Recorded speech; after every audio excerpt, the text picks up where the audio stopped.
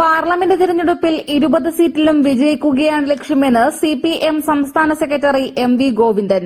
KS. ഹംസയുടെ സ്ഥാനാർത്ഥിത്വത്തിനു പിന്നിൽ ആരുടെയും സമ്മർദ്ദമില്ലെന്നും ആരുടെയും സമ്മർദ്ദത്തിനു വഴങ്ങി സ്ഥാനാർത്ഥി നിർണയം നടത്തുന്ന പാർട്ടിയല്ല സിപിഎം എന്നും അദ്ദേഹം പറഞ്ഞു.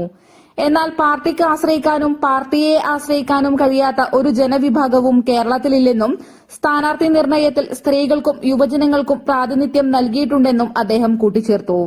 27-ന് സ്ഥാനാർത്ഥികളെ പ്രഖ്യാപിക്കുമെന്നും പൊന്നാനിയിൽ മത്സരിക്കുക പാർട്ടി സ്ഥാനാർത്ഥിയായിരിക്കുമെന്നും ബിജെപി കേരളത്തിലെ ഒരു മണ്ഡലത്തിലും ജയിക്കില്ലെന്നും എം.വി. ഗോവിന്ദൻ പറഞ്ഞു. തളിപ്പറമ്പ് പ്രസ് ഫോറം ഹാളിൽ നടന്ന മാധ്യമ സമ്മേളനത്തിൽ സംസാരിക്കുകയായിരുന്നു അദ്ദേഹം. First one news, Taliparamba.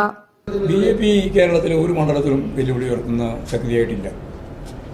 പക്ഷേ അവർ മത്സരിക്കുമല്ലോ. അപ്പം 3 പ്രധാനപ്പെട്ട സ്ഥാനാർത്ഥികൾ എന്ന രീതിയിൽ വരുന്നത് ഈ 3 ആയിരിക്കും. അത്രയേ ഉള്ളൂ. ജനങ്ങൾക്കും അതുപോലെ തന്നെ സ്ത്രീകൾക്കെല്ലാം പ്രാതിനിധ്യമുണ്ട്. പ്രാതിനിധ്യം കൊടുത്തുകൊണ്ടേ ഞങ്ങൾ ലിസ്റ്റ് പ്രസിദ്ധീകരിക്കും. 15 ആളിലെ മത്സരിക്കുന്നുള്ളൂ. 15 ആൾ മത്സരിക്കേണ്ടതിൽ യുവതികളുണ്ട്, അതുപോലെ തന്നെ യുവാക്കളുണ്ട്, ഒക്കെ ഉണ്ട്. Juju Golden Diamonds, Central Bazaar, opposite Magnum Mall, main road, Payyanur. Juju Golden Diamonds, ഏറ്റവും നല്ലത്.